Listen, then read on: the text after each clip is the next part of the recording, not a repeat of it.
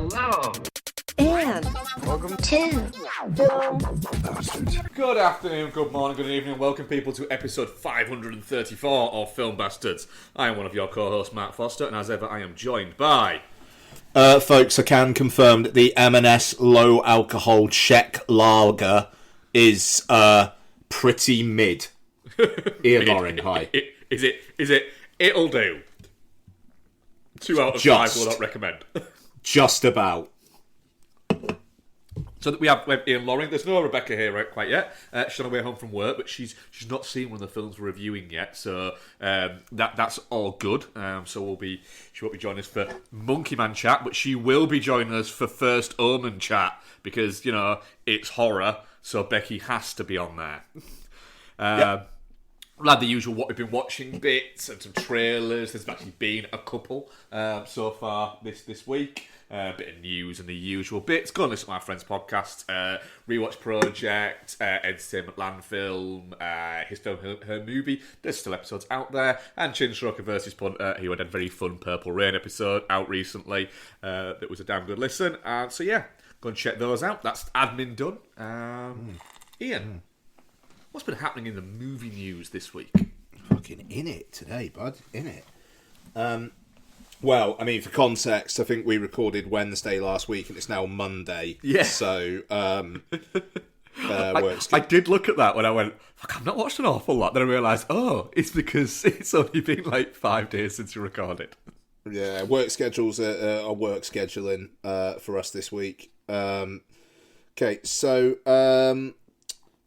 that's interesting. So, 20th Century have won the rights to Deliver Me From Nowhere, the Bruce Springsteen project that has Jeremy Allen White in talks to star as Springsteen. So, who won it, sorry? 20th Century and like studios and Disney, basically. That's interesting. Um, I believe I might be wrong here, but I believe that Disney are also recording one of the I think it's either the New Jersey one of the nights at New Jersey on the current tour, or it was one of the Las Vegas ones on the current tour as well, for like a Springsteen special that they're going to show on Disney Plus. So it's like the older person's Taylor Swift, the Eras tour being on Disney Plus. Yeah, fair enough. I'll watch the fuck out of that. Yeah, it's I think I might have mentioned it when we talked about this before, but it's interesting. The ex-head of film at Netflix, Scott Stuber, who left, and we talked about the Dan Lin, I think it was, who replaced him. It's his first post-Netflix project as well. So I think that's quite interesting in and of itself. So yeah, we'll see. Your boy Scott Cooper is writing and directing, and yeah, fascinating. Jeremy Allen White is just in fucking good casting, man. Like it is good casting. Yeah. Is there anyone better, like a known actor, who would be better casting than that? Well, the weird thing is, I was thinking about it a couple of months ago, and I was thinking about it because something had come up saying on something I was looking at, saying at some point there will be a Bruce Springsteen biopic, and I thought, well, I don't think that you could do a long form biopic of Bruce Springsteen because there's not I don't think enough long form there, but there is enough within like short form bursts to go a little bit more right. This is specifically focused on this bit for it. And I was thinking, who do you cast? Because the big notable stars that you would think of, none of them quite fit that look. And a lot of the up and coming sort of stars that are coming up at the moment, a lot of them, to be honest, are British. Not saying that a British guy couldn't do it, but I just feel a little bit like it wouldn't feel quite right. For instance, if that makes sense, it'd feel a little bit out of sync. And then when you mentioned it on the podcast the week about that being the casting, I kind of went, yeah, that kind of works. That energy that I think that he'll bring to it, and that the look. I like the fact that the look isn't. They haven't gone for somebody who just looks like him. Sure. Somebody who could quite easily pass to look, enough like him so he doesn't just not look like him. But they've gone for somebody who I don't know will be able to capture that kind of vibe and that kind of who will look good, looking like they existed in the late 70s, early 80s. It's I mean, this will be out next year. I imagine it will probably be quite a big Oscar botherer. I doubt they'll shoot it and have it ready for Oscar season this year. Even though, then again, it's probably not going to be heavily visual effectsy. No. So, actually, who's to say? Yeah, it could be one of those where it's one where they're saying Scott Cooper will write and direct, and it's like, yeah, I've already fucking written it, mate. Yeah.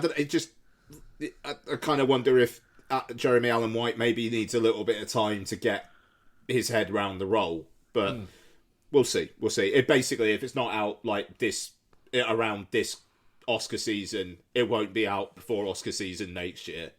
No, if we haven't had a trailer by September or October, then we won't get a trailer for another year. Yeah, quite. But yeah, cool. Good.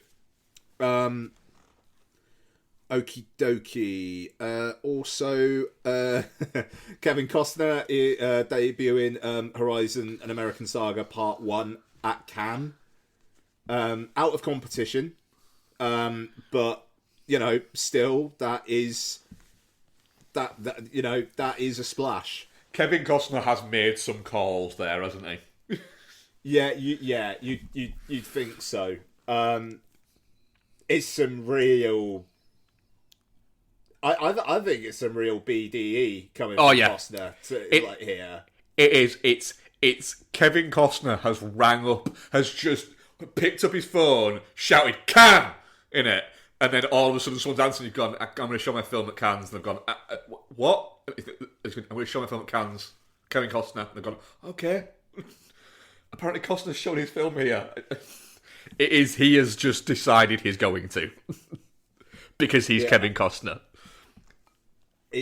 We just kind of talk about it on the old boy chat, and Jord was saying, I get it now, could be a stroke of genius or suicidal, and it's like, yeah, pretty much. Like if that thing premieres out of competition at Cannes, and the word is fucking hell, that could really, really hurt it. Yeah. I think the thing is, I think there's an oddness to Costner in the fact that he genuinely was one of the mega stars of the 80s to 90s cinema, and it's just he hasn't used that as much as other actors might have. There was. His big comeback was a prestige TV show. I can't even remember the last sort of big fucking star vehicle movie that he had out was 3 Days to Kill. Exactly, yeah. He did weird stuff like that. Jack Ryan Shadow Recruit. That he just didn't need to do. It's such an oddity. It's such a strange career he's had, whilst being incredibly successful. And look, I mean, as down as I was on the trailer, goddamn, do I want that film to succeed? Yeah, just real big fucking swing. That's what you want, and it's like a Megalopolis, which apparently won't play Cannes if it doesn't get a distributor in time. Because that was a bit of news, actually, last week, that Coppola screened it in IMAX for distributors, but there's been no word on anything since. Which is really weird. It must just be that it's just so expensive that distributors are just going, I just don't know whether we can make this work. Yeah, he self-financed the fucker. Yeah. And it was over $100 million. So it is a bit like, if he kind of wants to get his money back, maybe get a bit of profit out of it. Like, how much is he actually putting it up for? Like, That's it. And the other bit there is, I mean, ego and confidence have never been Coppola's problem. Have never been Coppola's weakness. But it's just, what has he made? Last movie was what, Twixt? So, I think it's what, 32 years now since the last movie he made that actually landed and made an impact with Dracula.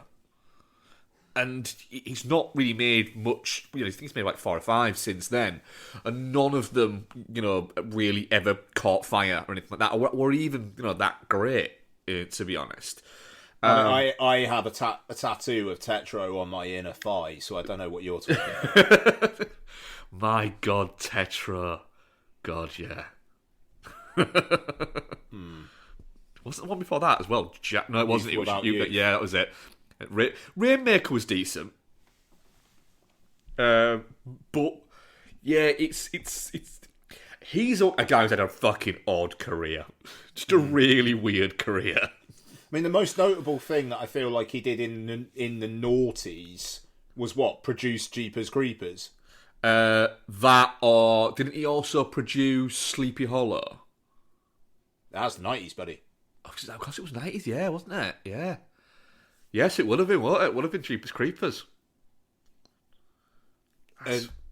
Yeah, I can't help but think that there's going to be some sections of film Twitter that are going to have a justifiable bee in their bonnet about him supporting Victor Salva when it comes to Megalopolis time. Megalopolis is a lovely thing to say. Yeah. But just the fact that, we've got a finished over $100 million Francis Ford Coppola movie starring Adam Driver. It's like, it's done. It just needs someone to pony up to release the fucker. That's it. It's a cast. Isn't it? Yeah.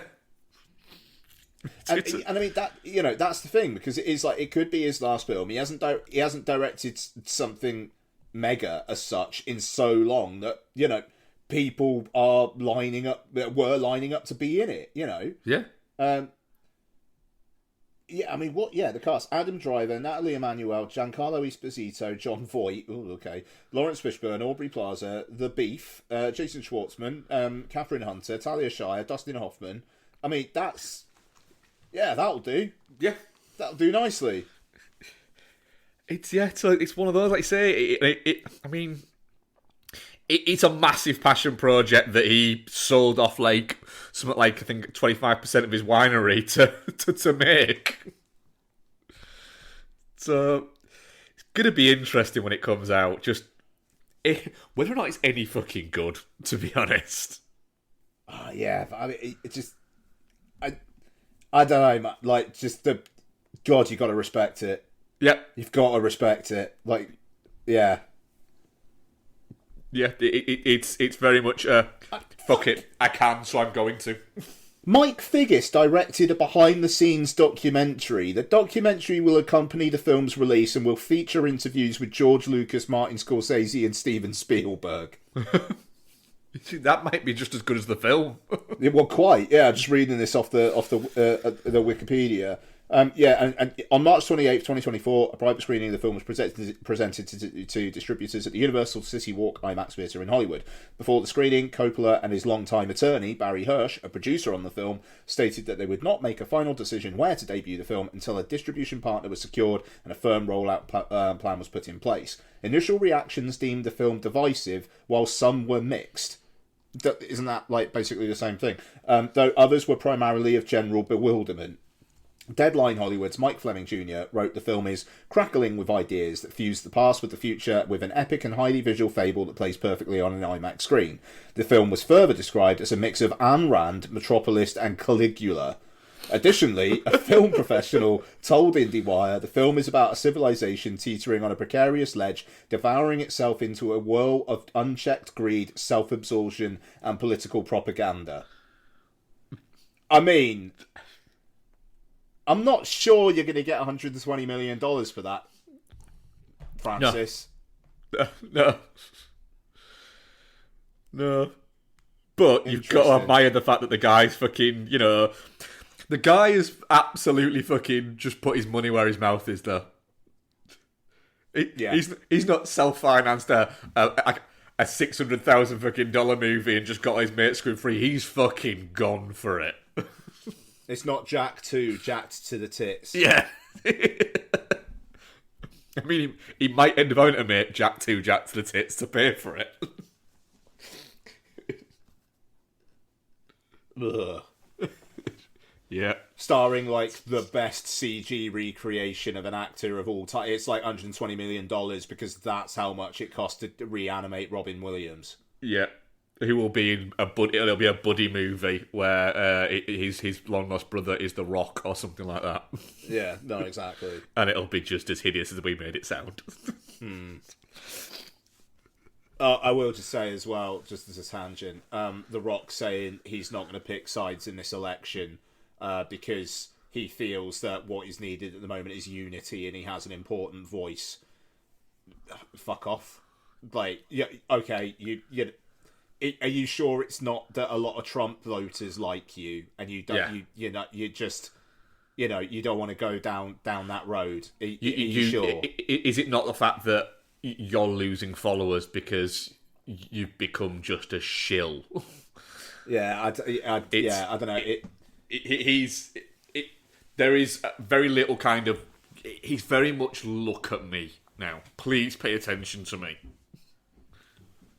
Yeah, and also, I mean, like, him saying that also he's got a problem with woke culture. Cool, man. Like, God, I just want someone to ask people, right, tell me what woke is then. I literally had that at work the other day. Yeah, somebody at work said it and I went, could you just tell them what it is? Because it will... And they started explaining, I was like, yeah, that's not what it is. To be fair, when I explained actually where it actually originates from, they went, really? I was like, yeah, you are literally just absolutely just regurgitating nonsense. And I'm like, oh, well, fair enough then. I'm just convinced that anyone who uses woke as a negative, if you boil it down, it just drills down to stuff people say that I don't agree with. Yeah, well, it is, without question, yeah. But purely that. And, I mean, just, again, that just feels like he's pandering to the Republican base. Like, he'll be a Republican presidential nominee and probably the president at some point. Yeah, it is because he's had to go back to wrestling. And, I'm not saying wrestling is a predominant... I'm not saying wrestling is right-wing, because it's not. It's an entertainment thing. But I would say that if you took the percentage of people who really are passionate about wrestling, they probably are more to the Republican side. I'm not saying right-wing, more to the Republican side than they are the Democratic side. Is what I would say. Conservative. Yeah, I would say it's that. Just for the nature of how how it is an artistic endeavour, just sort of skews more towards that. And he is absolutely playing to that crowd at the moment because he knows that crowd loves him, and the Hollywood crowd has just started to go, mate, stop trying to rule Hollywood. You're not. There's an element of you need to get back in your lane a little bit, and he's gone, well, I'm going to go back to where I'm loved. And he's having to just pander to that a little bit. This A24 one's going to be fascinating. If that doesn't work, I feel like it will just be incredibly heavily back to Hobbs and Shaw, Mission Miami, and things like that. Yeah, do that. You don't need. There's no. There's. The problem is there's just so many actors who are good at something. If, let's say, Jason Statham, for instance, is never going to come out and do an emotional think piece movie. He's just not, because he's very much, do you know what? That's not my thing. I wouldn't be very good at it. It'd be embarrassing and it'd be try hard. Whereas I can, keep milking this until it gets to the point where I'm a bit like, I creak too much to be able to do these kicks. Yeah, Stallone's so interesting in that regard. The way that I've been listening to the audiobook of Nick DeSemilin's The Last Action Guys. Oh yeah, it's on Audible at the moment for $2.99, by the way. Ooh, and it's narrated by Bronson Pinchot, which is great. He's got a brilliant voice. Yeah, and I've just started listening to it, and it's talking about Stallone and how he bought a dictionary and just learned a word every day. And yet, like, he was rejected for all these parts because, like, he just didn't look the part, and yet he kind of, with Rocky, he got there, and turned down $1 million if he just accept that he wouldn't star in it, and things like that. I mean, it's amazing, and you go back to The Rock, and it's just like, mate, like you say, it's not exactly stay in your lane, because I don't want to say no, it's not that. But I think it's. I'd almost like, after his experience with like Southland Tales, and then just coming out and going like, yeah, that was not the right decision for me, blah, blah, blah. What you believed in the material at the time, and I bet if it was a success, then you'd be like all for it. But because it was a failure, it's immediately, all right, I'm going to go. It's all so calculated. It's every single move feels almost focus group tested. It is. It's that. The problem is, you can be a brand, and your brand can sell movies. So your brand can sell, I'm going to use, for instance, Jungle Cruise. Jungle Cruise didn't quite work, but I think there was circumstance of what was going on around the world for that. So the thing is, with him, so I was saying about Jungle Cruise, there, you can sell that as part of brand The Rock, Dwayne Johnson. You can sell a San Andreas. You can even try and sell something like a Black Adam. I know it didn't work, but I think that was as much to do with with the superhero fatigue than it was to do with anything else, and the fact that it looked boring. But the problem there is, if you build so much around your brand and it being you constantly, and it's you're selling this movie, and the great thing that, because he was very good at promoting the movies, it was a thing you got with him. He was good on the red carpet. He was good on chat shows. He did a good social media game for all of that. The problem there is, when you try and take on something that's a little bit less bombastic, you're then trying to get people to buy into it not being you. And that's the oddity. And that's not just a criticism of Dwayne The Rock Johnson. Stallone had it to an extent. Schwarzenegger very much had it. You could even say, for instance, Van Damme. I know he had less out in the cinema. He was a direct-to-video star that then Hard Target, I believe, was the first movie he had out, and that actually played cinemas sort of globally. But his movies Van Damme's movies were sold more with just Van Damme across like the poster or the video case, and then the movie title was almost insignificant. It was the latest new Van Damme release, and there's a little bit of an element of that it's hard to take this down to a level where you're getting people to believe you're not just The Rock in. Yeah, quite. I don't know. It's a difficult one. Like, he he could be really, really successful in certain spaces. And if this A24 one comes out and suddenly he's getting Oscar heat and stuff like that, I think that would be interesting, like, to see how that's received. Yeah. Like, do people embrace him, or is it a bit, he's always been a bit of a prick, we don't actually like him that much, or something? Like, who knows? And that's the thing, it's like, who knows? Like, you know, you don't really get anyone saying anything either way about the guy. No, you don't get. There's not a lot of people coming out to shit talk him, really. Apart from Vinny D's. Yeah, fair, yeah. But there's, there's not exactly like people who are queuing up to say they want to work with him either. No, quite. Well, hey, look, let's move on. Fair play, considering 5-day break in recording, we got a half hour out of a couple of news stories, so good for us. Yeah, sorry, you're hosting. Trailers. Go on, what have we got here? I've only got 2. I don't know about you. I have 3. Okay. And an interesting reaction to a trailer I saw in the cinema. Okay. So the trailer I saw in the cinema was I had in my screening of Monkey Men 2 girls who I would say were late teens, early 20s came and sat behind me, and when the trailer for Back to Black finished, the Amy Winehouse film. They are probably, I would say, the target audience for it.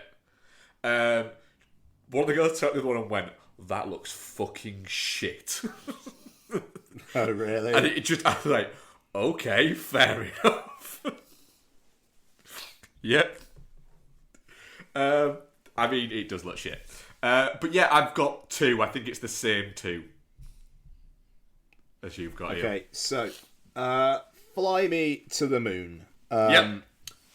So, written by Dan Gilroy and Rennie Russo's daughter, which Fair is enough. something. Who's directing this fucker? Let's have a look. Who is it? I feel like it should be somebody. There are quite a lot of films called Fly Me to the Moon. Greg Greg Berlanti. Berlanti, Okay. yeah. So he is I love Simon guy, isn't he? right. Okay, yeah, and that's it. And he's like a DC TV guy as well. Yeah. Yeah, producer of The Arrow and Flash, and he produced Green Lantern and whatnot. Okay. So Apple and Columbia film. I mean, looks pretty broad. Yeah. Interesting concept. Not doing much for me. I'll be honest, I watched it and went, and just the colour palette, it's like, it's one of those movies that just looks like that. It'll be a really fun Tuesday watch, I imagine. Yeah. But I mean, hey, look, it's a summer movie. It's a rom-com starring Scarlett Johansson, Channing Tatum with Woody Harrelson in it. I'm kind of like, I'm alright with that. Yeah, like, I will go see this. Yep. I hope they've got more chemistry than the trailer makes it look. Yeah. But they probably will. I did enjoy the bit where the guy was just reciting what he was saying back to him as the actor. I did enjoy that.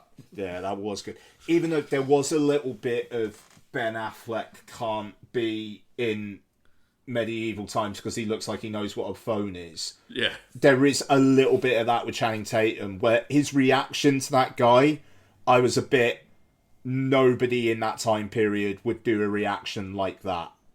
That's fair.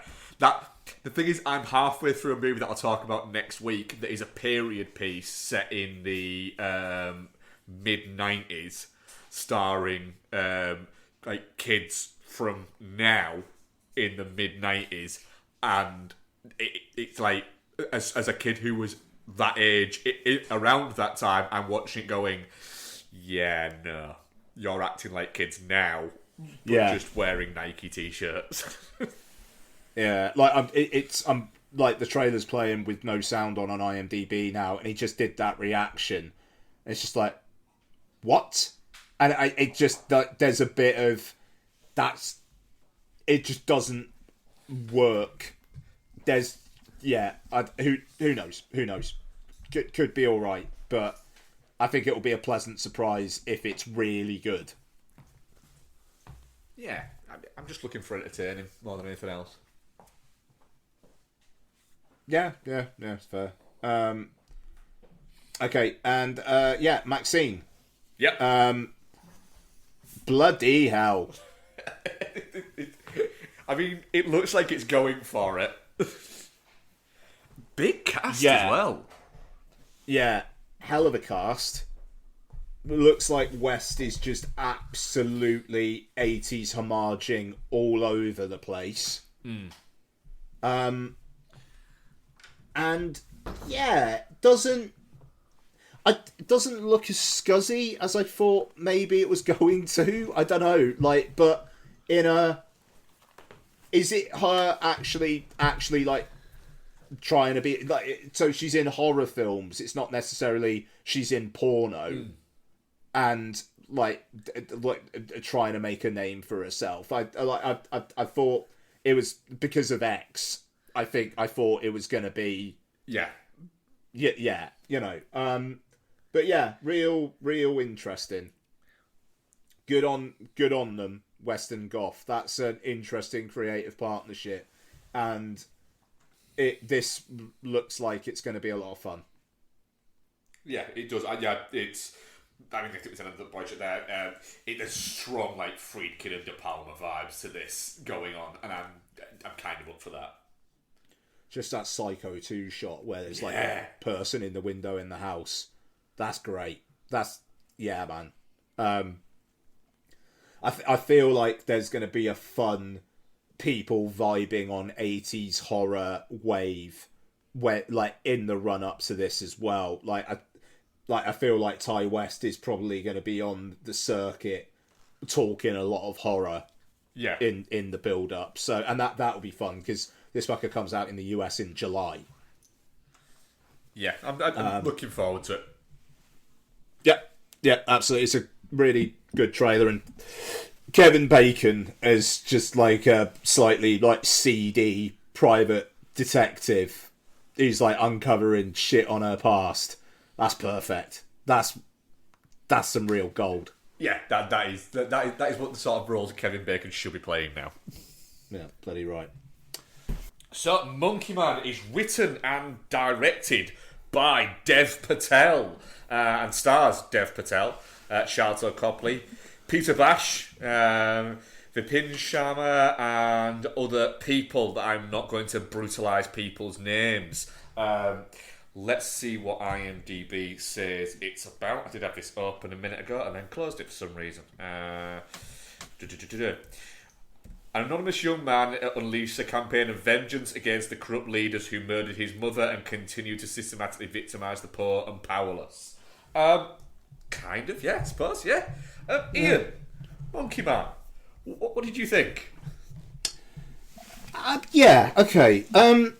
It is a film that is not lingering in the memory super well, but I did enjoy my time with it. And when I say lingering in the memory, just like, I think maybe my view of it is going down a little bit, and it'll be interesting to talk it through. I think it's super ambitious in what he's trying to do. It feels... I feel like either it needed to be 10 minutes longer with another action sequence in the second act, or it needed to be like 15 minutes shorter with that taken out of the second act. I I didn't quite vibe with the he's on a personal revenge mission, but by the end it's almost like he's doing it for a community. I don't think that quite flowed super well for me. But I did like the fact that it's like, oh, okay, it's like a Indian John Wick, and then it's like, no, actually, he's a bit shit at it at first. But like he's still obviously a threat, but not that much of a threat, and he's almost kind of like learning how to be a threat. And then he really is one. But yeah, really ballsy for a directorial debut. But yeah, I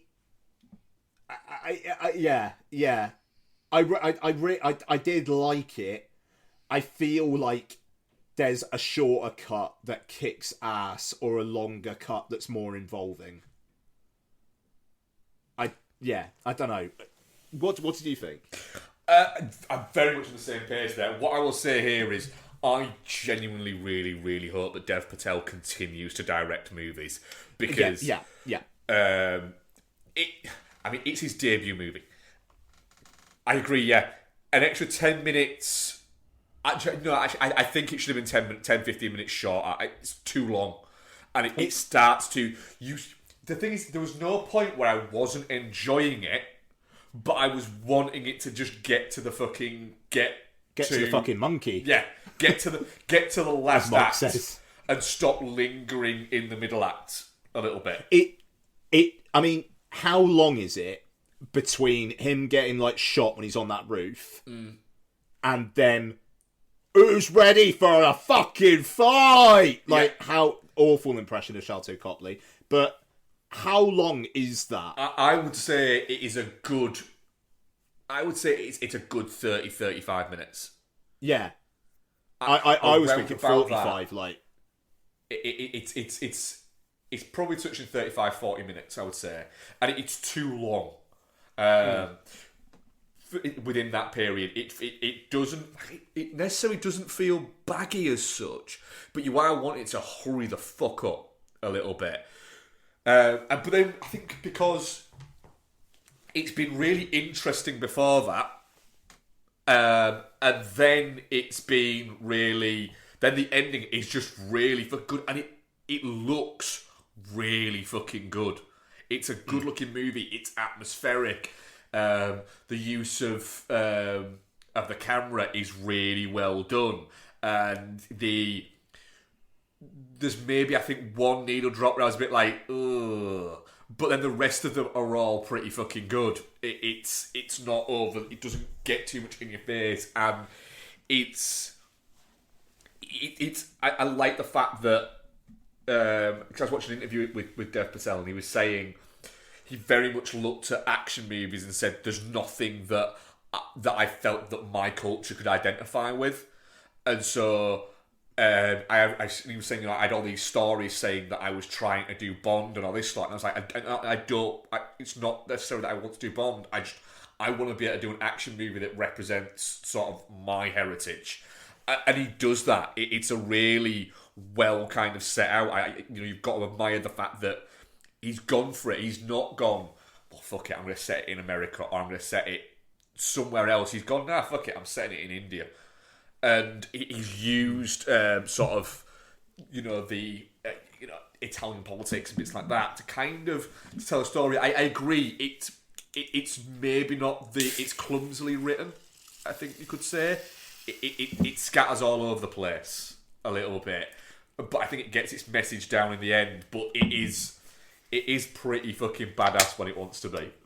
Yeah, no, that last like 20-25 minutes is ace, and and the film sticks the landing. Yeah. It just, and the first act's cool as well. Like the way he's kind of working his way up, and I loved how he got in the first place. The whole kind of like getting her bag nicked, and then it coming back to him, and then him going, "I found your bag. I want a job." Like, that's great. I mean, it's really really good. And that scene where the bag's being passed from like person to person and stuff as well. That's some great kinetic, like, visual storytelling. It's really really strong. Like you say, the big thing that I take away from this is I want Dev Patel to direct more, and I wouldn't be surprised if this is the film that he directs that I like the least out of anything he does. Yeah, like, and it still ends up being something that is really fucking... It's such a it's so ballsy, but it works. All the visual bits that he does work really well, and they help with the story, and it looks fucking great. And I mean, he's brilliant in it as well. You know, you watch it going, yeah, he's written a vehicle for himself, but he's fallible within it. It's not just that he's, you know, like you say, he's not just the Indian John Wick. I like the fact that he even references that within the film. He is a bit kind of crap at it, at the thing. But then you have a great bit of dialogue within it where you find out that the reason why he's crap at it is he's only ever learned how to get beat up. He's never actually learned that much how to fight back. Yeah. And it's like, when he starts learning how to fight, it's like, all right, you can take as many hits, you've got to learn how to give them now. And it's pretty... It's quite fun when it wants to be as well. It's got its tongue in cheek where it needs to, and just I love the idea as well of like cutting the coke with the bleach. Is that what he did? Yeah, like, fuck it, that's gnarly.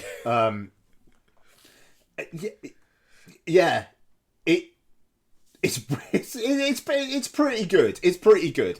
That's the thing. I'm really strong, like 3.5 out of 5, 7 out of 10 on it. That is inching towards a. If there could be a 3.75, I would be a 3.75. But you can't do that on Letterboxd. It's 3.5, and that is correct. You should be able to only do like stars and half stars. It is that, and that is literally just because I just think it's 10-15 minutes too long. It's including credits, it's above 2 hours long, and that's too long for a movie of this kind. Yeah. I mean, I gave it a 4, and I think I'm going to revert that to a 3.5. But that is definitely the bottom I'd go. Like, there's no way I'd go to a 3. I want to give it another go now that I kind of know the ebbs and flows of the film, and just see if it sits better. Yeah, that's it. It's such, like you say, it's such a confident debut film to make, in the sense that it's got a lot more scale to it than I expected. You know, there's a lot of shots of things happening, you know, that he's going for, that has got a definite eye to them and a certain rhythm to them. You know, it's not, let's say, it's not that it's too long and you feel like it's lost its pace or anything like that. I just think there's a little bit that there's too much story trying to be told for the film. And I think like you said there, maybe if it was an extra 10 minutes longer and there was another action sequence within it, but it does go, like you say, a good sort of 40 minutes between action sequences, which for an action thriller is too long, especially when you've not actually had that many action sequences up to that point. I don't know. Like, I don't want to like rewrite the film or anything, but like, have, I don't know, some people trash that camp or try to get into that camp because they're transphobes, and then have him beat the shit out of them or something. Like, you know, something like that. Yeah. And there you, and I you know, and I think they try. I think he kind of almost like knows that, and he tries to replace it with the punch in the bag and the guy like playing the instrument, and guy. I should say in the film, woman. That would be identified as, you know what I mean. Yeah. Playing the drum thing. and doing the punching. I kind of feel like that's what they're going for there. But then it's like you've got that like bizarre bit where it's like, yeah, huff this shit and it will give you power as long as you like embrace the pain or whatever. And it was like, what's happening here? Yeah, I think it almost felt a little like they didn't quite know how to have the flashback scene that shows you his story. Yeah. And they went, blow some shit in his face, and he goes on essentially like a vision quest. It's a bit like, isn't that the wrong Indians? Yeah, no, well, yeah, quite. That's the thing. It did feel like it just kind of struggled a little bit with how to get from A to B at times. But hey, man, it's his first fucking film. But Dev Patel teaching a dog tricks so that he can then bring him the fucking gun is fucking... You look at it, when the dog starts running and he's calling the dog, and you're thinking, what's the dog got round his neck? And then when he understands it, like, oh, you clever bastard, well played. Yeah. That's really smart, like, ideas, really smart writing. And I think on my next watch, I'm either going to go, nope, I'm right, it's a 3.5 out of 5, or I'm going to go, nah, it's a 4 out of fucking 5, this is a banger, great film, what are you doing next, Dev? But genuinely, I hope this isn't a thing where he goes, right, I've made a film now, I've done it, I've proved I can do it. Do something else, please. Because from a directorial, visual point of view, I think it's a fucking great looking movie. Yeah, for sure. Yeah, definitely not shit. People should watch it. Just go in with the fact that it feels like a 2-hour movie when I think it should be 100 minutes long and feel like a 90-minute movie. Yeah, it's totally fair. But yeah, fucking... I think it's better than I expect. If you'd have told me a while ago that 10 years ago, Dev Patel's going to end up making this movie as his directorial debut, I'd be like, no, he ain't. He looks cool as fuck at points in that movie. Yeah, he does. And Dev Patel is a cool looking guy, but it just further cements the fact that, yeah, and everything I've seen about him talking about it, you just look at it and go, I bet you're a fucking great pine. Oh god, yeah, 100%. Like, just a really like good pint. Like you'd have some great stories, you'd have some great views on movies, and it'd just be a really nice evening. Yeah, a nice evening. Yeah. What's our audience poll? Let me just get to our audience poll. Come on. There we go. It's working again now. Audience poll, Monkey Man. Definitely not shit 25%, touching cloth 50%, and shit 25%. That kind of surprises me. Yeah, I'm surprised by that. Yeah. Right. Bex has joined us, haven't you? Hi. Hey, buddy. You joined us about halfway through that review, didn't you? Yeah. So, shall we do what we've been watching and then pull back round to a feature review of the First Omen? Bex, we've chatted for quite a while, and you said hi. So, what have you been watching? I mean, not much really since we last recorded. We did mention this earlier that it's only been 5 days since we recorded. So I've watched one movie on my own. What's that? I decided that a really good Sunday watch would be Coco. Coco, the Pixar movie. Pixar movie. Yeah, it is Pixar, isn't it? Not Disney. I don't know. Anyway, that one. Yeah, a film which I was incredibly unfair about when it first came out because I was very much Team Book of Life, and they were similar thematically. But yeah, I was a dickhead because it's actually really good and it makes me cry. I've still not watched it. I can't believe you've not watched it. Well, can you not? No, but it's really good. Is this the one where they don't talk about Bruno? No, that's Encanto. Right. This is not that one. Nah, this has got that really fucking sad song. The The Remember The Me. grandma. Yeah. Remember me. Yeah. That he sings to Mama Coco, and then she remembers him, and then he doesn't disintegrate in the afterlife because his daughter remembers him. But then she tells everyone stories, so everyone remembers. And then when she dies, between that Dia de los Muertos and the next Dia de los Muertos, because she shared her memories, she still doesn't disintegrate. And her picture's put on the ofrenda, and then she gets to go to the afterlife and see her dad again, who got murdered by Ernesto de la Cruz when he was trying to get back to Mama Coco to see her, and Mama Imelda. That was a lot. It's a beautiful film. It's a rich story, Mark. I really do think you should watch it. Like, I get... It's odd watching cartoons as a grown-up when there's no child present. Ian, you will experience this as Lottie gets older. It's a bit weird, but then like what you do is you go, do you know what, it's Sunday. It's acceptable on a Sunday. And then you get to watch cartoons and have a little cry. Fair. Yeah. Is that the only one you watched on your own? That's the only one I've watched on my own, yeah. So what have we watched then that you can speak about? I think if I've done anything else on my... I really haven't, no. It's not... There's not really been time, has there? I've been reading my book a bit, but it's not a book that I haven't finished it yet, so I can't really talk about it anyway. So together we watched some. So we watched The Sin Eater. We watched The Sin Eater again, didn't we? Yeah, we did, yeah. That's got to be like one of your most watched films in the history of this show. Like that fucker is a once a year, with a bullet. Easy. Is it not? Easily, yeah. More probably. Yep. It's so good. Brilliant. Sure. It's religious horror done well. Yeah. Yeah.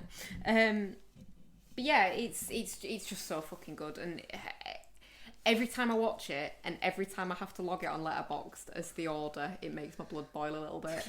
It's not just The Sin Eater. Yeah. But yeah, it's one of those things, isn't it? Like, same with Anton Yelchin. Like, you watch Heath Ledger movies and you just think, fuck. Like, just like, obviously it's sad that as a human being that happened and stuff like that, but like he was on a very much upwards trajectory from an acting point of view as well. Like, it's kind of sad that we didn't get to see what he could have not even become, because I think he was already mostly there, but what he could have made. Yeah, well, the films he would have got out of would have been incredible. Yeah, so from a purely selfish point of view, it's sad, and then from a selfless point of view. But I also think, like, Mark Addy, Mark Addy's one of the, like, the British actors, isn't he, though, is in, like, loads of stuff. And I don't generally like that type of movie, but he is fucking brilliant in this. Lovely guy as well. I'm sure he is. He seems like he would be. You have literally met him before. Have I? Yeah, but he's from York, isn't he? Yeah, but I didn't know I'd met him. I knew you had. Yeah. Was I drunk? A little bit. Standard. But yeah, he's fucking brilliant in it. What's his face is really good in it as well. Peter Weller. Yeah. Peter Weller was made to play a evil cardinal. Evil fucking an evil cardinal. Yeah, for sure. That voice screams fucking I do wrong shit. But just the amount of like lore it manages to get into just a film. Like, I feel like films have forgotten how to be concise, and everything just feels baggy as fuck now. Whereas this, it gets in. How long is it?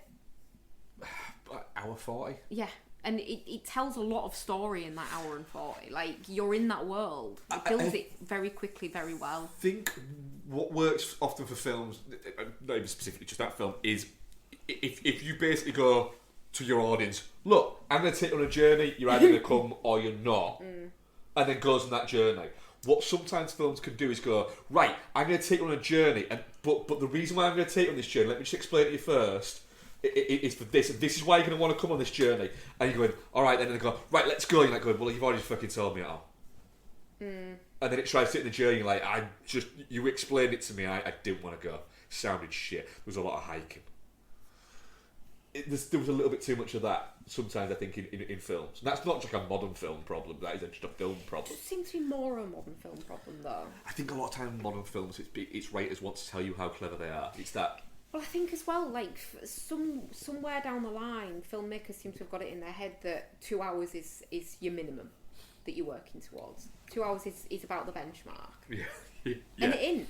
No. Fuck off, no, it ain't. And, you know, a film that we're going to talk about later that I very much enjoyed is guilty of that. It is. We'll see. No, we won't see. We won't. My opinion is my opinion, and it will stay the same. That's fine. We'll discuss it though. And what else did we watch, Bex? We watched. Right, I really like this movie because it's got some batshit stuff going on, but it's also a real horny film. So we watched Greg Araki's Kaboom. Yeah. Oh yeah. Yes, we did. Starring Was So Hot for 8 minutes, Thomas Dekker. What's he doing now? Is he just wandering around just being like the fucking naughty Jared Leto? Oh, he's so fucking hot in this film, though. He's a very pretty man, yes. Not anymore, he's not. He's swept his hair backwards instead of forwards, and that hairline's not doing any favours to that hairstyle. No. I mean, Greg Araki is an acquired taste, I would say. But he knows how to make a movie. Like, he knows how to make a movie and just tell the story he wants to tell in 85 minutes. Yeah, the thing is, like, it's this sexually liberated romp that also happens to have this weird supernatural shit going on, and like both stories work as two separate films, but they also work really well together. Like, I'm all in on this film every time I watch it. I just fucking love it. It's almost a little bit like Greg Araki watched Southland Tales and went, I want to make a Greg Araki version of Southland Tales, but I'm just gonna make it horny, and then for the last 10 minutes there's gonna be a weird like fucking space fucking conspiracy and alien conspiracy within the end of it, and I'm just gonna blow the world up. People have superpowers. Yeah. I'm not really going to give the film an ending. I'm No. just going to press a button. Just gonna press a button and the world's gonna explode. But hey, it's just, you know, people fucked. People did fuck. That was kind of it. Yeah. I do find it weird that Hayley Bennett's kind of gone from being like the interesting Jennifer Lawrence avatar to just being whatever the fuck she is now. She just seems dull now. Yeah. Yeah. Hayley Bennett seems like... So now we've just got two boring Jennifer Lawrences. Hayley Bennett seems like if she wasn't an actress slash filmmaker, if she was just like just existed elsewhere in a more normal life, she'd be trying to sell me candles that she made. Yeah, probably. And I'd be there going, I don't want your weird candles, mate.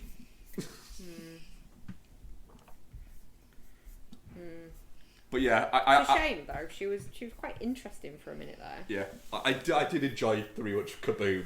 I like the fact that it literally, the film almost goes, oh, we've had enough of this now. Here's James Duval, and he's going to explain all of the story, and then I've had enough of this, boom. Literally, Kaboom. That's what happens. I only have watched one on my solo. What are you doing? Just before we get into yours. Yeah. So you know Isabel was messaging us yesterday about watching Prisoners. Yes. Yeah. Do you know what she watched instead? Oh God, what? I told her to text you because you'd be so proud of her. What? Biodome. She watched Biodome. Nice. I genuinely wonder how that played to a... She fucking loves it. Did she? She wants to watch all the rest of Pauly Shaw's movies now, as long as he plays the same character in all of them. I said, well, that was kind of his thing. Yeah. Nice. Sorry, Ian, we're educating our child. No, this is great. So I watched one... This is what the people want. this week. I'm halfway through another movie that I referenced earlier on that I'll talk more about next week. I watched one movie this week. What's the secret movie? Whisper it. It's not a secret movie, I'll tell you that. Not a secret.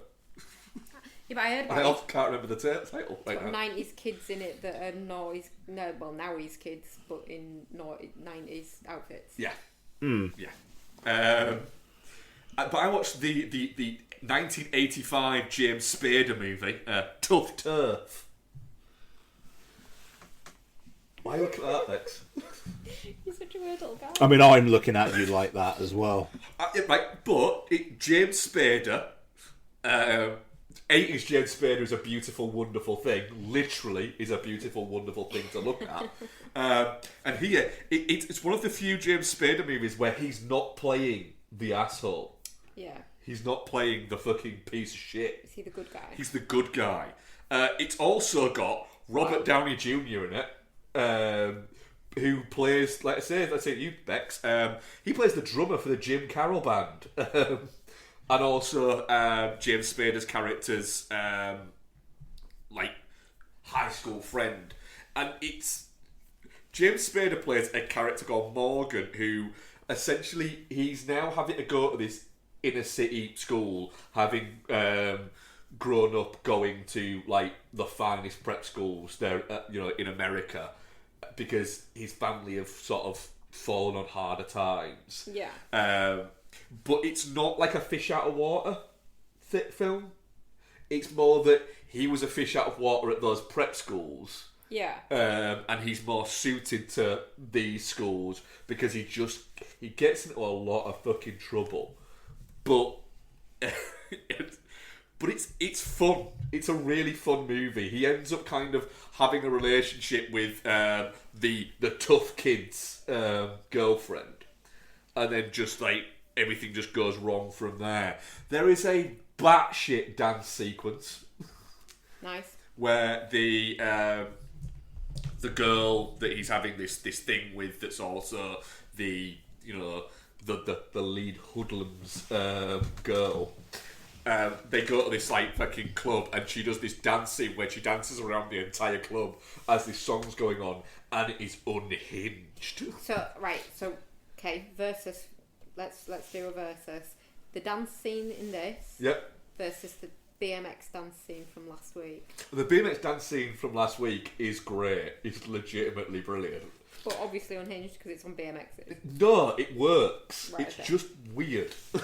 This, it's just unhinged. Okay. It's weird. But it kind of works in this movie. Okay. And then the end of the movie is like just a big old fight in a warehouse. Nice. That also kind of works, but it feels like they ran out of money. There's one thing that occurred to me when you showed me the trailer the other day to sound me out on whether I wanted to watch it. Yeah. Evidently, guys, no. There's a lot of this, by the way, where I will suggest a movie to Bex and go, "What about this?" And she'll go, "What the fuck is that?" And then I'll show the trailer and spend the entire trailer just kind of looking at her at moments, and then go, "What do you reckon, eh?" And she'll just go, "What the fuck is this?" Yeah, so it does happen a lot, to be fair. Robert Downey Jr. in this. Yeah. Right, because he's obviously not grown into his Face yet. Gives me real Willem Dafoe in Streets of Fire vibes, who also had not grown into his face. Yeah, there's a little bit of that. Whereas James Spader looks like he was going to become James Spader. Yeah, but he's always looked James Spader. Spadery. Yeah. Not a bad looking boy. He was a very good. I mean, let's face it. When he played Blaine in Pretty in Pink, I mean, he's a good looking dude in that. What? You try to remember in Pretty Pink, can't you? Yeah, I am, because, right, and you're going to roll your eyes at me on this, the only thing I can ever remember about Pretty in Pink is how ugly her dress is. Which is probably for the good, because it's quite problematic. That hair is magnificent, isn't it? He plays the greatest ever 80s douchebag in that movie. Beautiful. It's wonderful. Who's that? Who's that guy? What's his name? Andrew McCarthy. Yeah. Is he the one that's also in Set Elmo's Fire? Weekend at Weekend at Bernie's, yeah. I might be watching Weekend at Bernie's actually. Yeah, me too. But that's it. That's all I've watched. Tough Turf. Recommend. Genuinely, I enjoyed my time with it. I'd recommend it to people like you. To people who like good times, yeah. Fair. And just randomly, like I say, there's 2 like full blown performances from the Jim Carroll band in it, which is just weird. Yeah. You're an old guy. What have you been watching, Ian? Interesting. Few things this week. Yeah. Watched Gil Keenan's of Ghostbusters: Frozen Empire fame earlier film City of Ember, which Donna and I saw in the cinema back in the day, and we watched it with Lottie. I mean, this is a film that just starts and then stops. Like, it's pretty diverting while it's on. I mean, the city basically looks like a theatre stage, but there's some good practical sets in it. Bill Murray's fun as the yeah, he's the antagonist. Like he's the mayor, but he's not really evil. He just has a secret place where he eats shit. But he's not like scheming in an evil way. But then the film just like it's like right, they got to get out the city. Spoiler alert: they get out the city. The end. And all the other people are still down there though, and then there's a voiceover. And in 30 seconds later, it's done. It's fine. I'll be honest. I'm not surprised it's not particularly remembered. There was a few that came out around this time that were quite similar to this. Yeah, the kind of like the YA adaptations that weren't Twilight. Like there was a few years like Spiderwick Chronicles, which is great. Yeah, that's really fun. Like things like that, and like Bridge to Witch Mountain, and Bridge to Terabithia, and bits like that. Yeah. Bridge to Terabithia is just it's a wolf in sheep's clothing. Is that movie? Yeah, that is the Dear Zachary of if anybody knows what Dear Zachary is. 1,000,000%. Yeah, I've watched Bridge to Terabithia once, and I will not watch it again. Ugly fucking cried at that movie. That is a really sad film. Yeah. We're watching quite a bit with Lottie at the moment. She would not take Bridge to Terabithia. Oh God, no. Or Dear Zachary, I'm assuming. Well, Jesus Christ, I wouldn't take Dear Zachary. No. I've watched. But yeah, twice. City of Ember. Why did I do that Sorry? to myself again? What? You watched Dear Zachary twice? Yeah. Fucking hell. It can't be that bad, and it must be more interesting than my crying would allow me to take in the first time. I'll watch it again. Stupid. Wow. City of Ember, it's fine. It's alright. Okay, first time watch of John McTiernan's The 13th Warrior, which,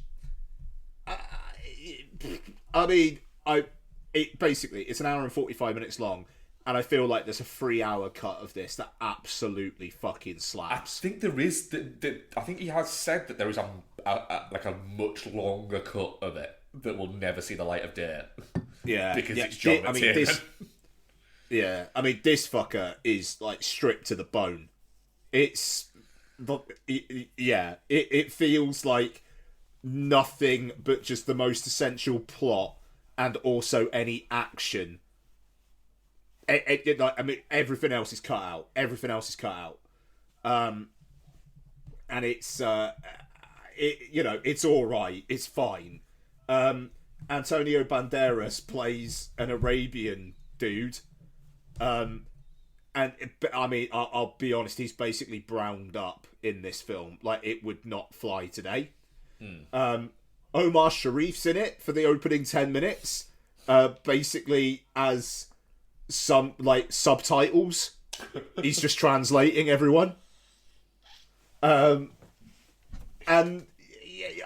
a great Hunt for Red October-esque, right, we're going to have everybody speak English from this point, where Antonio Banderas is watching these, Northmen talking, and they're speaking in their native tongue, and then every now and then an English word drops in there, and then a phrase, and then by the end they're just all talking English, and then he says something, and they're like, how did you know how to learn our language. And he's like, I listened. And I mean, that's fun. You know, it's McTiernan doing his thing.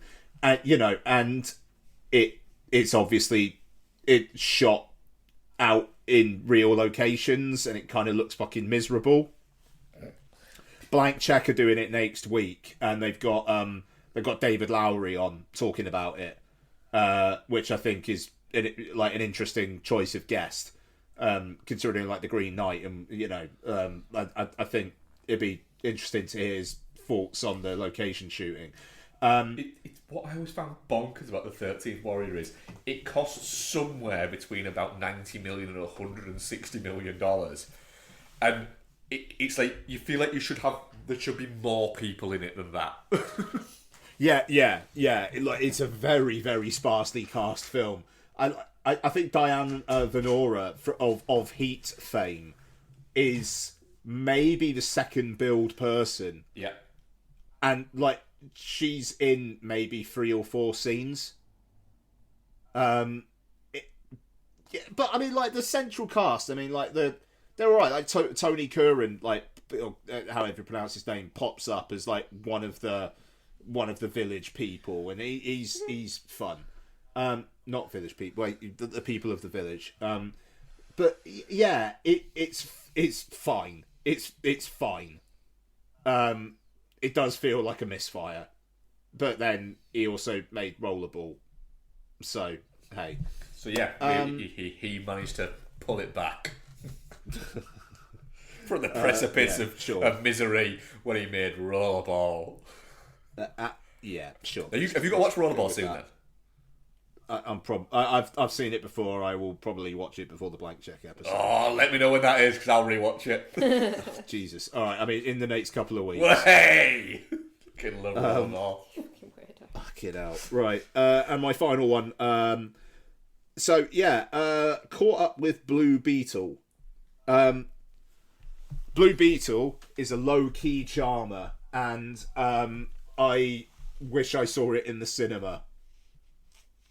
Good time. That film is a good time. It is vibrant. Both the soundtrack and the score fucking slap. George Lopez legitimately would probably have been in my 5 for best supporting actor at the Oscars this past year. He is so fucking funny, but like when he needs to do the kind of like emotional heart tuggy stuff, that actually kind of works as well. Action's decent.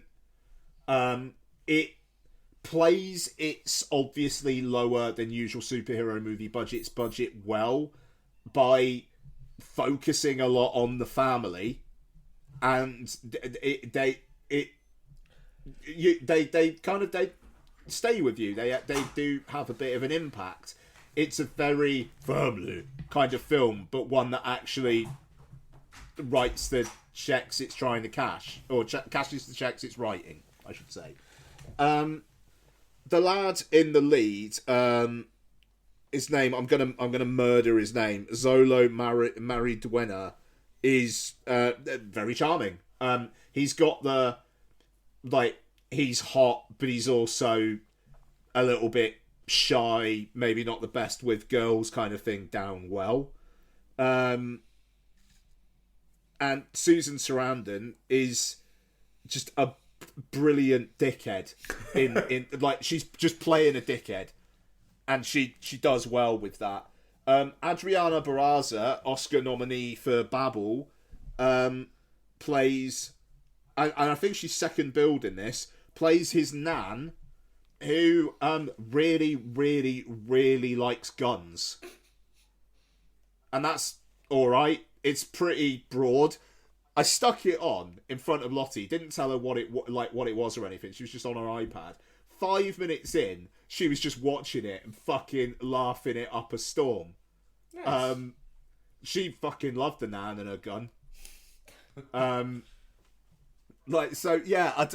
Honestly, really quite charming. Very, very pleasantly surprised. Would have been my surprise of the year last year if I'd seen it. Oh, nice. Honestly, I'll get to at some point. Honestly, when it's on Sky, it's a laugh. So yeah, and apparently, like James Gunn has said, the character will be back in future DC films, and yeah, I'm here for it. Nice. Like I say, good time. Nice. And yeah, that's me. Cool. Right. Let's get to our next feature review. The First Omen is directed by Akasha Stevenson. What else did? Nope. Nothing I can say. Debut film. Debut film, yeah. And stars. Who does it star? Nell Tiger Free. What a great name that fucking is. Sonia Braga, Ralph Ineson, Bill Nighy, and Charles Dance turns up as well. Not for long though. Not very long, but he does turn up.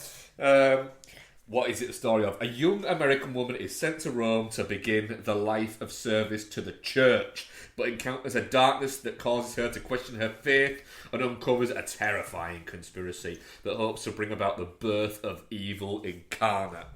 Fucking hell. If that didn't shit your peanuts, I don't know what will. Bex. No, don't come to me first.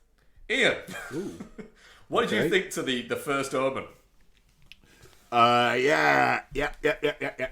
Really liked it. Just like, what's this A24 horror doing in this franchise film? A little bit, to be honest. Like particularly the second half. That's unkind. Referring it to an A24 one, it's not that bad. No, but I mean in terms of like art housey kind of I was like being funny. Okay, all right, sorry. Yeah, like first half an hour or so. Sorry, I'm just going to close my curtains and turn the light on in here. First half an hour or so, just like had a few jump scares. I was a bit like, okay, you know, the Charles Dance bit, like the reveal of that was good. But yeah, and also just the fact that the opening basically opens like Immaculate. Yeah. You know, arriving at the airport, getting picked up, all that kind of stuff. I don't know, it was odd. But you know, I said a couple of weeks back that I thought Immaculate kind of ate First Omen's lunch. I think the First Omen does more than enough different to like, and they're both good in their own ways. Yeah, they can absolutely both exist. Yeah. I'll pass to you guys in a sec, but I will just say, does feel like the BBFC Examiner went for a pee break a couple of times, giving that a 15. Yeah. Soon as Monkey Man was an 18. And this is the thing, because Monkey Man, I suppose there's maybe one or two bits where it's like, yeah, okay, I can kind of see that as an 18.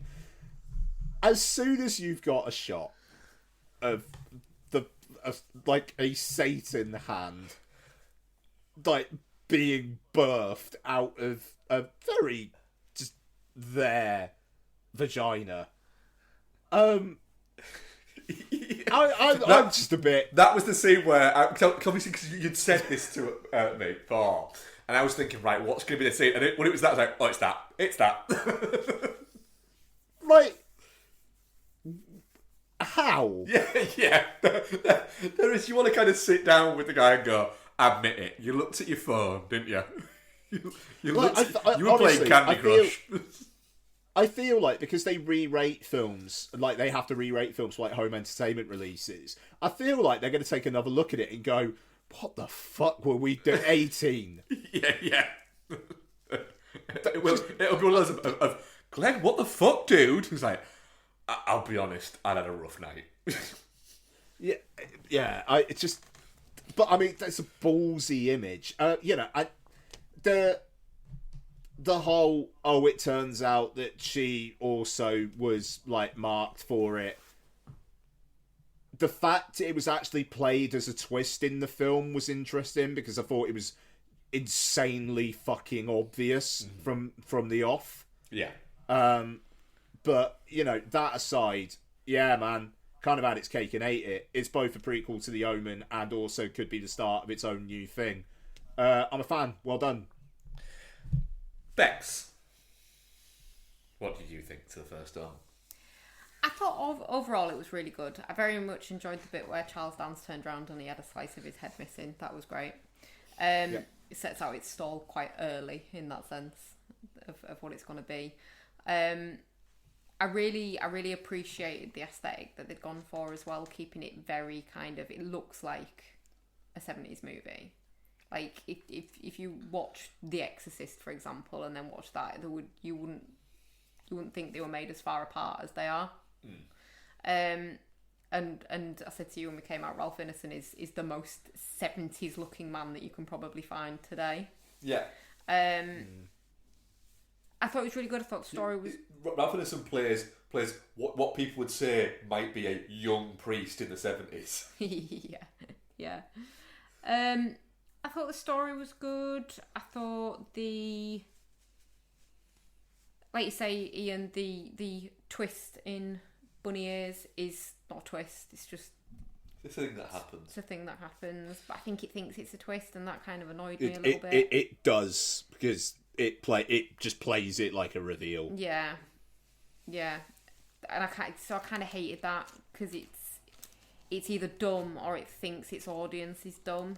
And I also hated the fact of, they've given him a name, it's Damien. At the end, it's pandering and it's patronising, and I just didn't like it. I could have lived without that. Can I just interject though? I think more people will understand the Damien reference than will have seen the original Omen film. Right. Yeah. It still didn't need to be there. It doesn't need to be there, but I don't see why you're as aggrieved about that as you are. I don't like pandering references in films. I mean, at least he didn't ask if they'd be interested in joining the Omen Initiative or something. He just rocks up with an eye patch at the end. Sorry. Yeah. Yeah, I thought the girl that played, what's her name? Margaret? Yeah. Was great. I thought she was really good in it. Her sleazy roommate was also great. The girl that played Carlita, I didn't think was very good. My main issue with it is it starts off really strong and it's got a good pace to it, and then it's like it gets tired and just slows right down. I kind of liked it more as it went on. It got gnarly and just kind of fucked up. Like, I think there was almost like a turn when there was that shot of the Roman skyline, and it just the camera going all over the place, and the music basically just doing a bit of Suspiria for a second, going like, woo, and it was like, hey, all right, we're on. And from I was pretty locked in. That's fair. I think it does quite well pitching it as the horrors that are kind of the horrors of the girls that are being impregnated by the beast, rather than the horrors of a potential Antichrist. Like, it's 2024, no one gives a shit about the Antichrist. It would probably be an improvement on what we've got right now. So, but like, pitching it as a demon rapey kind of horror is probably, I mean, definitely scary. Yeah, it would be a little bit like, Antichrist, good luck, mate. Have a blast. You might be centrist. I, for one, welcome our Antichrist, Lord. So yeah, I think it does quite well with that, because that's not scary anymore. People aren't religious in the same way that they were back in the day, so that's not going to get people as scared. Whereas, the nasty, the shot at the beginning where she's got like the bag over her head and she's like breathing in really heavily, and it's like impressing against her teeth. That's really well done. I think I'm just being a little bit snidey about it, and I don't know why. I think it's because it was really slow in that middle section for me. I struggled with it from that point of view.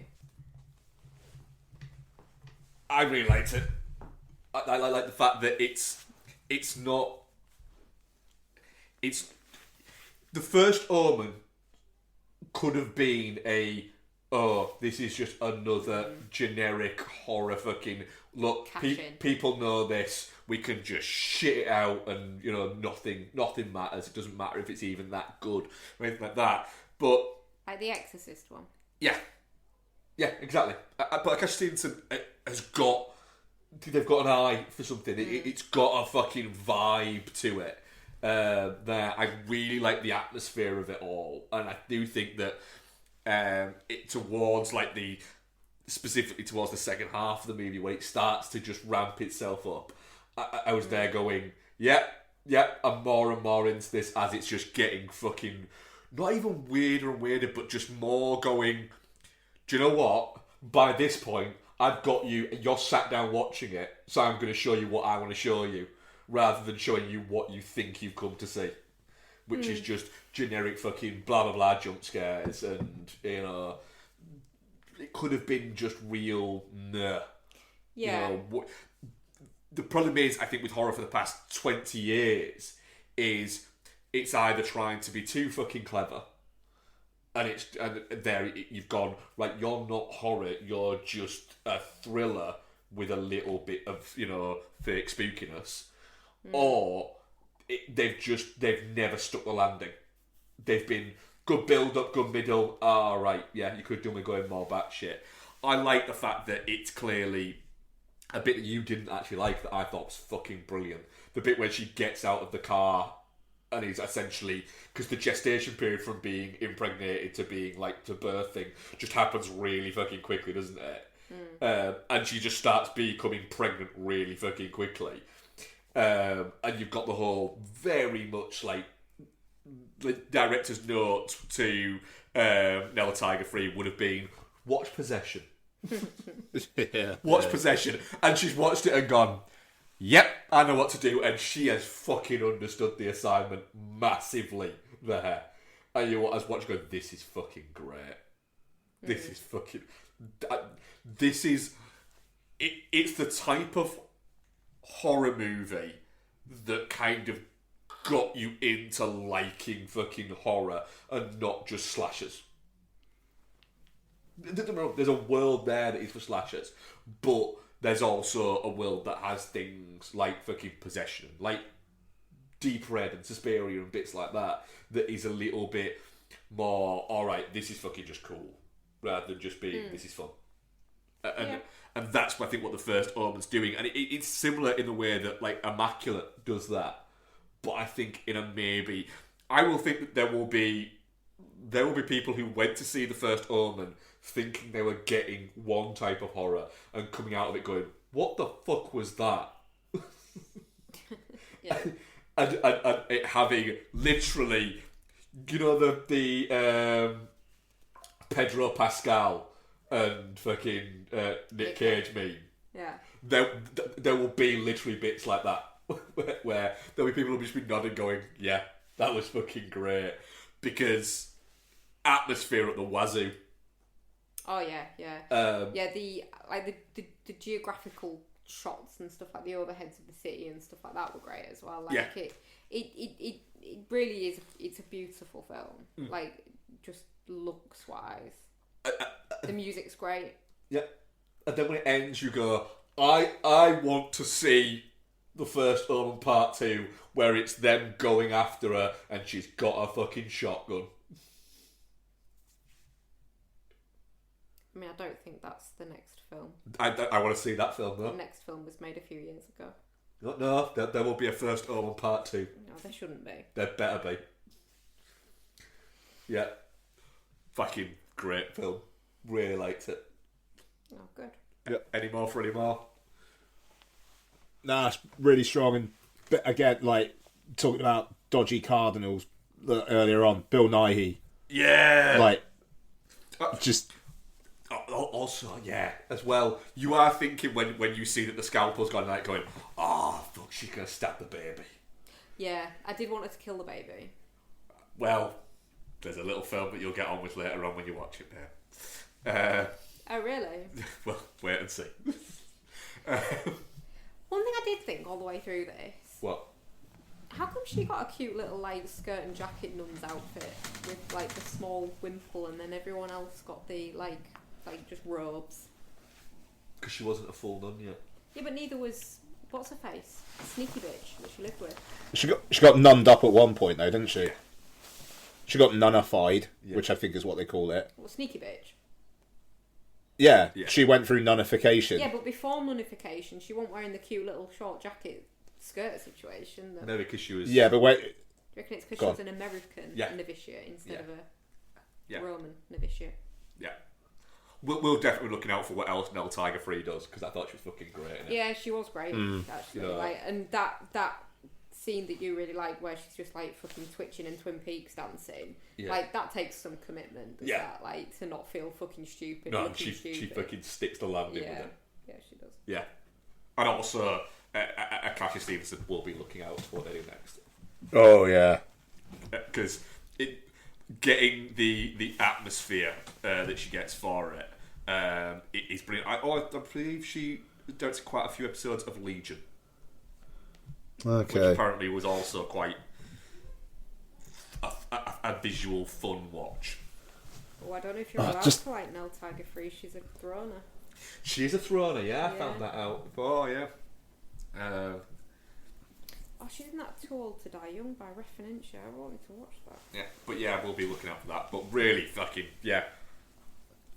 Very. I've got to say as well, well, that scene where she's locked up and then just in the shadows, it's that girl who set herself on fire. What the and then like as the very much if Mia Goth played that role, you wouldn't be surprised, girl. Yeah, 100%. Yeah, like budget goth. Yeah. It's just like like that image of her as well, kind of like basically all burnt up and like with those like eyes. Yeah, there's some really good there's some good imagery in this film. Yeah. What I will say there is, because what we had, The Exorcist was like the first horror movie of this year, wasn't it? That was this year, wasn't it? The Exorcist? Yeah. That was October. It was October? Was that long ago? Fucking hell. What a piece of shit. But like, already, 2024, starting out with a bit of a banger for horror. Yeah. Yeah. I've had a couple of good ones already. Yeah, Immaculate, Late Night with the Devil's not bad. Yep. Yeah. First Omen, there's more to come. Becky's got Tarot in a few weeks. Yeah. That trailer was on before both films on Saturday. Yeah, it's so boring, isn't it? A trailer's supposed to make you want to watch a movie, not make you want to go, that looks shit. It's just like they're just not made for me anymore. Yeah. And it's fine. Yeah. You grow up. It's fine. It's a bit like, what if Talk to Me was shit? It's a bit shit. Yeah, that looks so bad. Oh, come on. Talk to Me's alright. It's a bit shit. It's fine. It's no First fucking Omen. Do you know what? It's not a First Omen, you're right. Do you know what's better than Talk to Me, though? What? Baghead. Baghead. I just, again, the Talk to Me sequel being called Talk to Me is very good. No, it's not. That's horrible. No, that is ace. Yeah, that is good. Our audience review for the First Omen, definitely not shit 57%, shit 43%. Talk to Free, sorry. Talk to 3. Like, that's what the third one will be called. Yeah. And then eventually the fourth and then one will be straight to DVD still somehow, and it'll be called Talk to the Hand. Yeah, probably, yeah. That'd be good. Sorry, the poll. The poll, 57% definitely not shit, 43% shit. Come on now. Divisive. Yeah. Yeah, definitely not shit for me. I don't know whether you asked us. Or whether you just went straight into the poll. I just assumed that you're both definitely not shit. Definitely not shit indeed. Right, what have we got? Questions. Ethan M. Barr, pieces of advice from films that have stuck with you. If it bleeds, kill it. I mean, there's one that comes to my brain and I don't know why. And it's not even from a film, it's from the promotional tour of the film. of the. Do you remember those cinema stings that you got from Fight Club, where one of them was Brad Pitt saying, "Did you know that urine is sterile? Yeah, you can drink it." And he drinks something out of a cup and just walks off. That's good, but it's not from a film. I know, but it kind of is from a film, but it's not. Piece of advice from a film. Sweet the leg, Johnny. That's good. Sweet the leg, Johnny. Should have sweet the leg. No Karate Kid 2, no Karate Kid 3, no Cobra Kai, no next Karate Kid if it just swept the leg. I honestly don't know. My head's too fried from getting in from work and just going straight into talking, so I can't think of things. Apologies. Can't think of any advice in any movie. Like, my brain's just gone completely blank. The bridge is out is good advice in True Lies. Because the bridge is out. Yep. Don't do it. Yeah. I mean, what I would say there is, you know, there's ones of like, fuck it, dude, let's go bowling. Oh my god, words to live by. What? Always be closing. Oh, yeah, that is one for you, Max. That is one for me. You should use that I one. quote that very regularly. Do you know what our new password is? What? Right, it's got numbers instead of letters for some of it, but it's closes 365. That's good. Thanks. Rick Kidd. That's good. Since watching Dune Part 2 5 weeks ago, every film I've seen has just felt mediocre at best. Even rewatched some films I really like. Have you ever felt like you've spoiled films for yourself for a while because something was too good and nothing can match up? Fallout. Also the Dune movie. No. Also Triple R. No. No, but that's cool. No, because I would say that I'm a man who can find pretty much good in almost every film I watch. I think my issue at the moment is I've got, you know, like Ian sometimes goes through these periods of malaise where it's like film is dead, cinema's dead, everything's shit. I think I'm there at the moment. I think I just need my fucking holiday and I'll go back to normal. I apologise if I've been real negative. The First Omen's fucking great. I'm just being a misery. Yeah, you have a little bit of fucking misery. If we come back off holiday and you go and watch Tarot and go, it's a fucking banger, 5 out of fucking 5, then I am literally dragging you to see the First Omen again. That's fair. Dylan Blackland. What film scared you most as a kid? I definitely had a period of my childhood spent in fear that if I entered a room with my nan at Grandad's house, the Elephant Man would be waiting for me, all dressed up for a night at the theatre. Fucking hell. Wow, that's specific. Yeah, it's very specific. It. Yeah. Clowns, balloons, drains, everything in that that's supposed to be scary was scary. Tim Curry. Just Tim Curry. Yeah. Well, yeah, because you think about it. There's that, and then there's fucking Legend, and he's terrifying in that as well. Fair. Mine had to be Ghost Watch, the TV special thing, because that was just fucking terrifying. Or the Dark Crystal, didn't like it. Was it the Skeksis? Just didn't like it. It was weirding me out.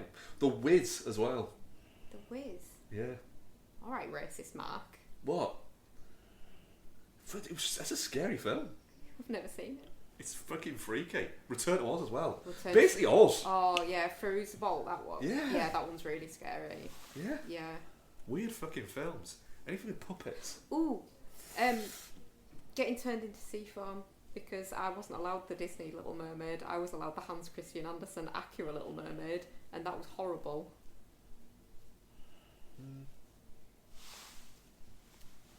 I can imagine. Yeah. Yeah. Ian. To be fair though, I was really scared of Grot Bags off of whatever cartoon she was on. No, she wasn't a cartoon, was she? No, she wasn't a cartoon. What was she on? Grot Bags. No, she was from something bigger. Like, she was a side character that became a main character. Hello. Grot Bags. What children's programme? I need you to stop saying grot bags. Grot Bags. Yeah, it was just Grot Bags. Oh, was it? She was scary. But that's not... The show was called Grot Bags. Yeah. Were you? Yeah, you see, you'll have just about missed out on grot bags. Oh no, character originally appeared in Rod Hull's. Thought it was Rod Hull related. Yeah. Yeah. She's a psychic called T-shirt, isn't Sure. she? Why not? Yeah. That's weird. Go on, Ian, what scared you? Post-credit scene in Masters of the Universe. Oh, fucking hell, yeah. Oh, Master of the Universe. Good. Frank Langella telling you he'll be back. They won't. Yeah, I'll be back. Fucking Skeletor head coming out of that shit. I'm gonna put it on YouTube now and have some fucking Nightmares. PTSD. Yeah. How good was that? Masters Skeletor's of pretty scary the in general. Yeah, he was a bit of a bad dickhead, wasn't he? post-credits. Here we go. Oh, there he is. I mean, he does look like Frank Langella with makeup on. Yeah. But hang on. But at that age, I bet it was a bit fucking scary. Here we go. Here we go. Whoa. Yeah, there he is. And he wasn't. No, he wasn't. He wasn't. I saw Master Universe at the cinema. Who'd you go with? I didn't actually go on my own. I went with my uncle. Fuck me. Really? Yeah. Which uncle? Keith. Oh. Yeah. Fair. Yeah, that makes sense. That makes Is sense. he really called Keith? Yeah. Yeah. Let's just say he would have probably really appreciated the. Dolph Lundgren was a big icon to in the gay scene in the 80s. Can I just say, a fantastic top comment on that fucking YouTube video. It scared the shit out of me when I was 10 years old watching it on TV. Now I'm 11, so I'm still scared, but a little bit less. That's ace. It just makes me happy that there's still like 10-year-old kids out there watching Masters of the Universe. I think it's great. That's very good. But yeah, I don't know, man. He's a scary looking fucker. Yeah. Like, but at the same time, now that I know it's Frank Langella, it's like, yeah, that's Frank Langella with a mask on. I don't know. It's like it's kind of killed it for me a little bit. Yeah, it's well, Skeletor's scary, but I'm not as scared of Frank Langella. Yeah. Anyway, sorry. What are we covering next week, Ian? It's a hell of a double bill next week, isn't it? There's only we've one got new Alex release out Garland's. next week. Sorry? There's only one new release out next week. Oh, you skipping? Yeah, man. Yeah. Yeah. Heavily Fair skipping. enough. Boycotting, you might say. I may walk out. I reserve the right to walk out of Back to Black. If that film is doing what I think it's going to, and Eddie Marzan's already said, I wouldn't star in a hagiography, but Mitch Winehouse was trying to do the right thing by his daughter and shit like that. Yeah, all right. So Back to Black, which I know we talked about it earlier on before Becky came on, but the fact there was a clip of it that came out this last week, and all the comments I saw on the YouTube video were basically like, "Is this a fucking parody?" It doesn't seem like it's landed the way that they thought it was going to. Like there is, I was shocked that it was out this week because there is no buzz about it. This is the thing. There are no reviews. No. It's really, really weird that there's just nothing out there about it yet. No, it's so odd. Yeah, I think that one's a little bit braced for impact, I think. But we'll see. We'll see. But then also, talking of brace for impact, Alex Garland's new film, Civil War, which I think we're looking forward to. Yeah. So, but it's going to be intense. And that'll be it. Yep. Yeah. Right. Well, thank you very much, Rebecca. Thank you very much, Mark. And thank you very much, Ian. And thank you everyone for listening. Oh, I mean, I was going to say thank you, but that's fine. Bye. Bye. Bye.